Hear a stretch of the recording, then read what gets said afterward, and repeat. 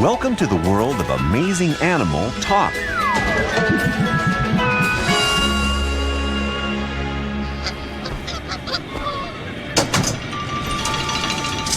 Hello, sunshine. Hello, surf. Hello, 2 weeks of fun and games. Hi, Henry. Hiya. Hold on. I'm on vacation. I don't have to talk to you. Well, excuse me. Taxi! Hello, dog. Hotel Malamar, and make it snappy.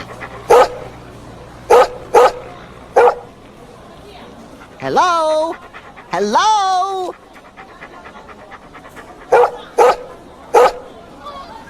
Having problems communicating, Henry? I fly halfway around the world, no problem. But can I get a taxi to take me down the street? Maybe he doesn't understand you. Oh, okay. Take me to the Hotel Malamar. No, Henry. Saying it slower doesn't help. He doesn't even understand your language. You mean I gotta speak dog? Ugh. Woof, woof, bark, woof. Hey, you, come back! I'm no expert at speaking dog, but I think you've offended him. All I said was woof. Sometimes it's not what you say, but how you say it. If you want to talk to animals, Henry, you have to communicate like they do. But they're just making a racket. Animals don't make noise for fun. They do it for a reason. Communication is about telling others something important, sometimes without even making a sound. How? Whispering? No, I mean animals also use actions to communicate. Like sign language? Kind of, yes. Take these lemurs. No thanks. Already got one. Henry, Sorry. they communicate with tail movements that the other lemurs understand. How can I understand that skunk if he's joking around? That's no joke. He's saying, look out, I'll spray you. Yikes! Rattlesnake! Even I know that sound means run! Animals communicate in many different ways, and they're not all easy to understand. Maybe that leopard is saying, I've got a pretty tail. Good try, but it's a reminder to her babies to keep up. Sometimes animals communicate to show off. I knew that. My point exactly. Excuse me? Unlike you, Henry, animals who show off are usually trying to impress a mate. Look at me, see what I can do, or I'm so strong. I'm only on vacation for a week. We'll never learn all these languages. Just pay attention, Henry, and remember that actions can speak louder than words.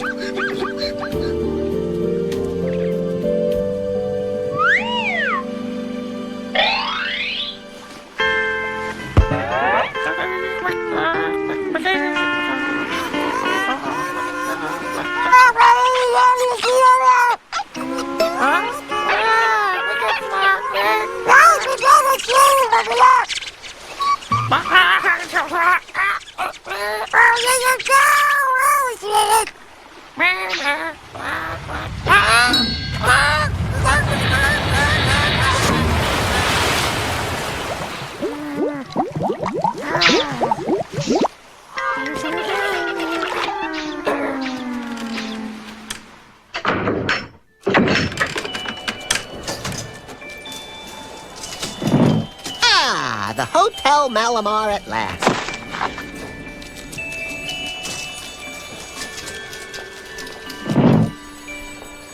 Hello. I mean, Ribbit? Have you got any messages for me? Has my mom called? You know, on the telephone? Your mom? Aw, how sweet. She worries, all right? Wow, who says you can't get good service these days? No. A message. Is there a message for me? Anything in the pigeonhole?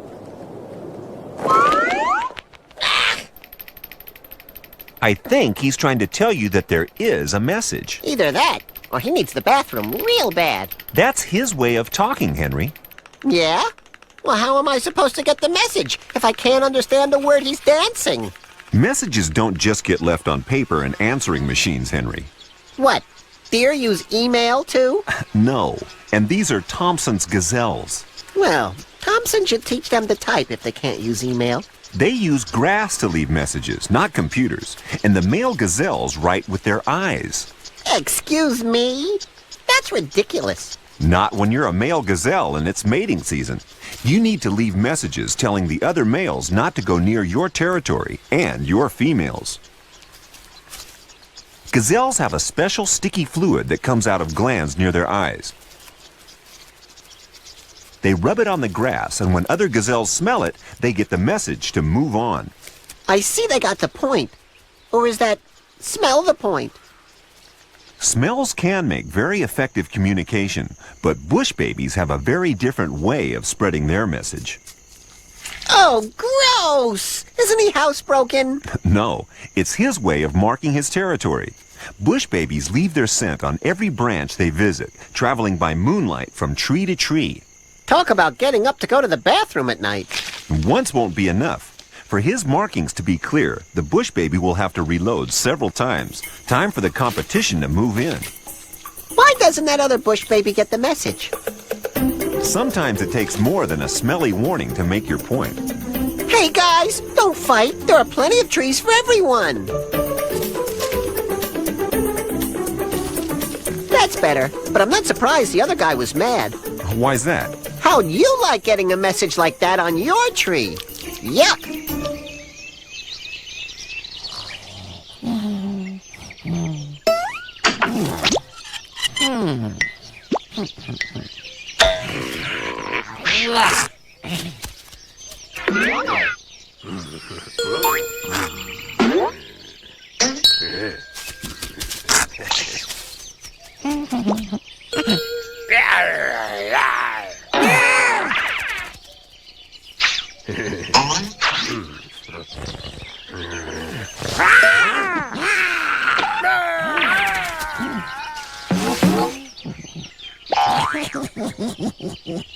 Henry! Henry! It's time for your news report. What? Now? Yes, now! Out of my way! Journal Lizard coming through!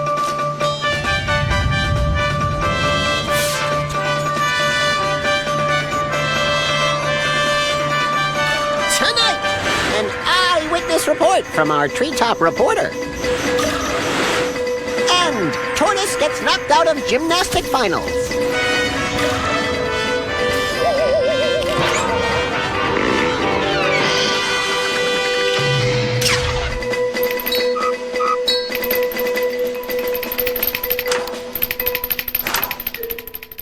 But now, our top story. Queen Bee in dance diet sensation. It's reported that the queen bee has cut out all sugar so she can lose enough weight to be able to get out of the hive door for the annual Insect Disco Talking Championships. Inside sources say that bees talk to each other by dancing.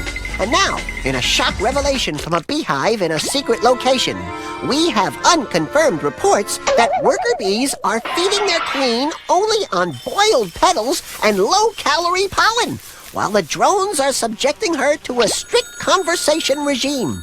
That means a lot of talk. We spoke to one of the drones and asked him about their monarch's chances of winning. For reasons of pre-contest security, his words are spoken by an actor.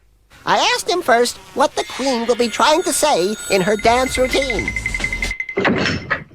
That's confidential, I'm afraid, Henry. All I can say is that we think we really have a chance this year. Her Majesty has bought a new dance suit, striped of course, and she's flicking out by dancing around the revolutionary type of sports handbag. We think she'll have something really big to say. You think they bought it? You couldn't even give it away, Henry. Rats. Actually, Henry, the facts are more amazing than your fiction. And you were right about one thing. Well, that's a start. Bees do have something important to say when they know where flowers are blooming. The nectar in the flowers is what bees need to feed on, and they're happy to tell the other bees where to find it. Returning to the hive, this worker bee gives directions to the others by doing a complicated dance. Ha! I got two things right. Well, sort of. By wriggling their body a certain number of times, bees can give each other directions to the flowers. Like buzz to the left, buzz to the right, and straight on past the magnolias? You got it, Henry. So did the other bees. What if they get lost, though? They won't.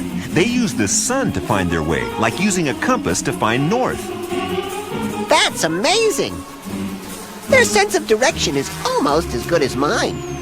Henry, you couldn't direct yourself out of a lunchbox. Oh, yeah? We'll see.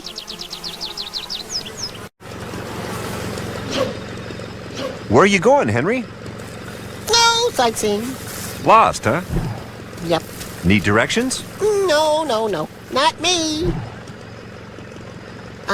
Excuse me. I mean, gobble, gobble, squawk. Henry, now you're talking turkey. You've learned a language. Oh, yeah. Is this the way to the museum? So I just go down here and turn left, right? No? Right. Or left? Uh-huh. I thought you said you spoke the tongue. Ew, leave tongues out of it. What did he say? I think he wants you to walk that way. Well, I'll try, but I don't really have the legs for it. Henry, I think you should know that when an animal is saying, "Follow me," it's usually trying to attract a mate. Oh, I don't think turkeys are really my type. Don't worry. At least you don't have the pressure this Australian bowerbird has to impress his girlfriend. Why? Is she fussy? Yes, about one thing anyway. His bower or love nest. The male has to build the biggest and prettiest bower to convince this female to go with him. Well, he won't get far with house cleaning like that. What a mess.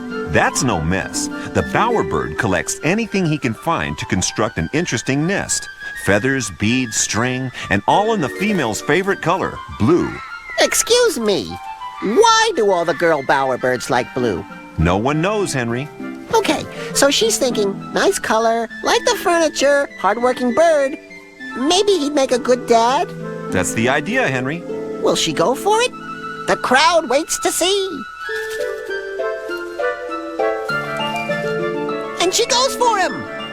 No more blues for that bowerbird. Animals aren't always so lucky finding a mate, no matter how big or loud their message is. This ruffed grouse can't make normal bird sounds, so he communicates by drumming. Wouldn't a violin be more romantic? Maybe, Henry, but by drumming, the grouse can send his call much further. He beats his wings while sitting on a hollow log, which makes the noise travel up to a quarter of a mile away. What a racket! A girl grouse has to hear that. The male even changes direction so his drumming reaches all through the woods. Talk about noisy neighbors.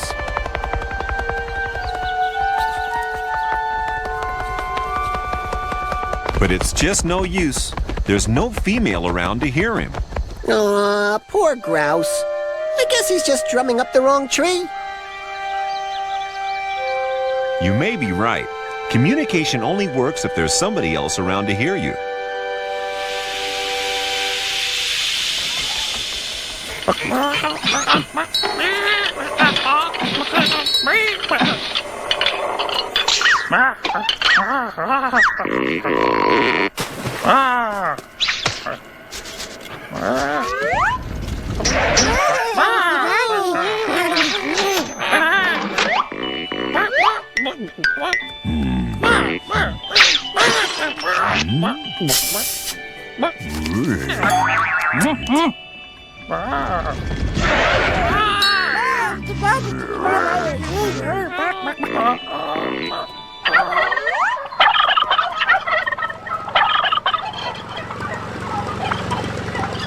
Gobble, gobble. Wow, friendly locals. You seem to be doing okay, Henry, even with your basic vocabulary. Thanks. Even if Vocabulary. even if the only words I know are hello and follow me. Aha, that might explain it. Explain what? Excuse me. Could you please go away? I said go away. cluck, gobble, bark, moo, moo, and all that. I think something must have gotten lost in the translation. I'd rather they got lost. How do you say, go away?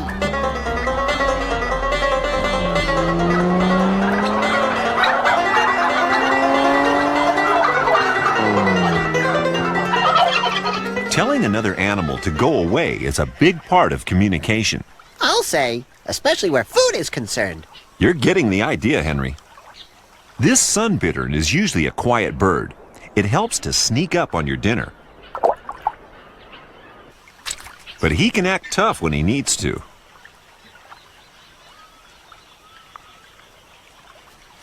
Whoa! Look out! Crocodile! Actually, it's a caiman, but just as dangerous. The bittern has to do some quick thinking to protect its catch. Yep, walk away. That's what I do. You don't mess with teeth like those. Flamenco wouldn't be my first reaction in a crisis. He's not dancing. Check out those wings. They've got big spots like eyes. You got it. The bittern is trying to scare off the caiman by looking bigger. Are you kidding? He's definitely bitten off more than he can chew. Don't be so sure. Wow, that's one brave bird. And with the help of another, they can eat all the fish they need before the caiman returns with backup. Even animals of the same kind argue sometimes, though. Yeah, like me and Cousin Rex. Lucky we only see each other once a year, on Lizard Day. For zebras, mating season is a time for family arguments. And plains zebras have big families, with up to 8 females for each male. First they bite and kick, but you know they're really mad when they start using their ears. Excuse me? A zebra with lowered ears is saying, "Get out of my way, or you'll be sorry." Uh-oh, better run. Good thing they have racing stripes. Why are they mad? Well, maybe 2 females are fighting over a male. When the zebras have calmed down, their ears go back to normal. Cool, talking with your ears. I wonder if I can listen with my mouth. Only if you put your foot in it. Wise guy.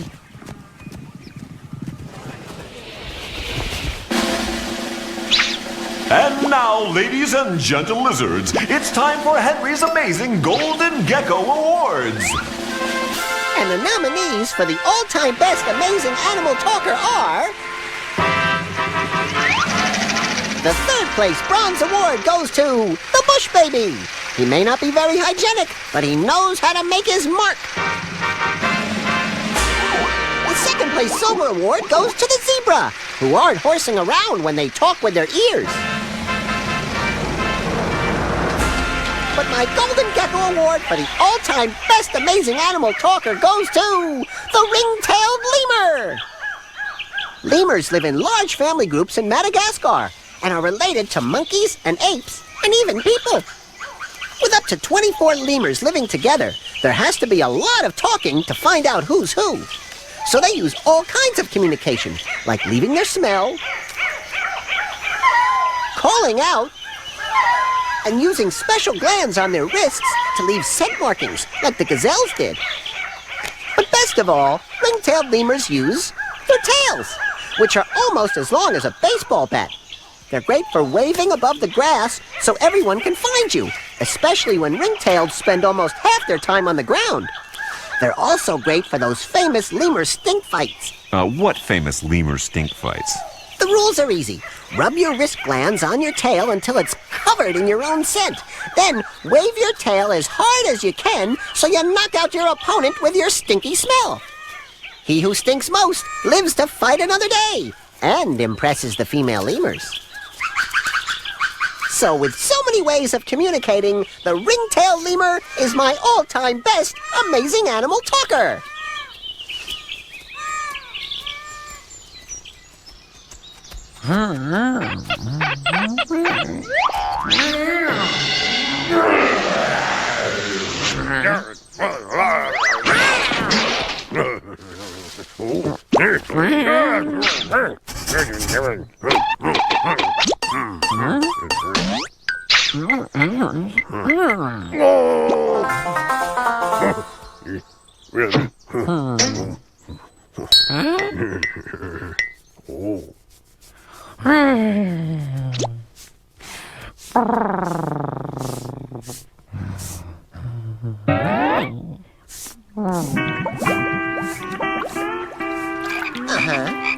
Really? Great. What's he saying, Henry? I have absolutely no idea, but it's really starting to bore me. For a moment, I thought you'd managed to learn their languages. I thought I'd try. That's why I asked them back to my hotel. Great. Now you've got some vacation friends. Some friends. Hey, leave that alone. That's mine. Oh, I just wish they wouldn't mess with my stuff. Excuse me. Get your head out of my lunch. Can't you do something? Don't look at me. I'm a narrator, not an interpreter.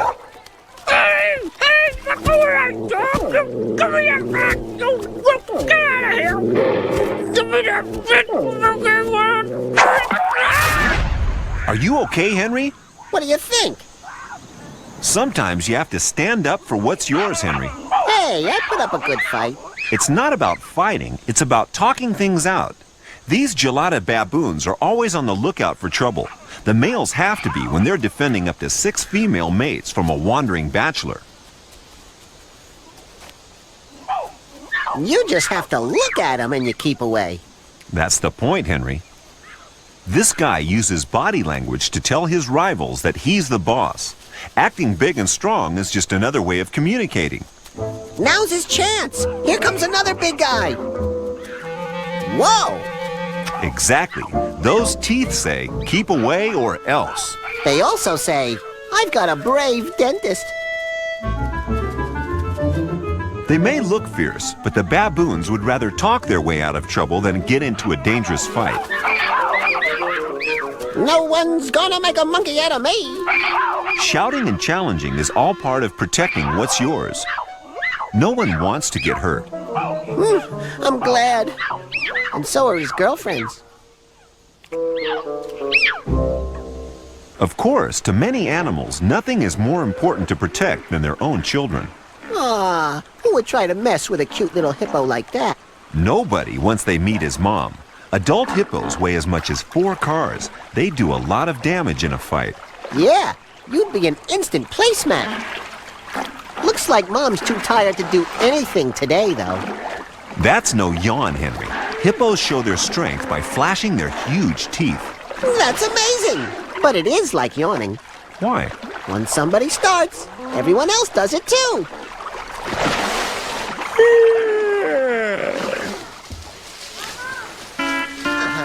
Hey, you're talking to the animals, Henry. Of course. Now I can understand them. It turns out they're all total party animals. So you finally learned their languages, huh? No, I hired this guy instead. He's a great translator. That's cheating. You've got an interpreter. You'll never learn anything that way. Sure I will. I learned to talk a parrot into working for Peanuts, didn't I? I should have guessed, Henry. After all, you are one of the most amazing animal talkers around.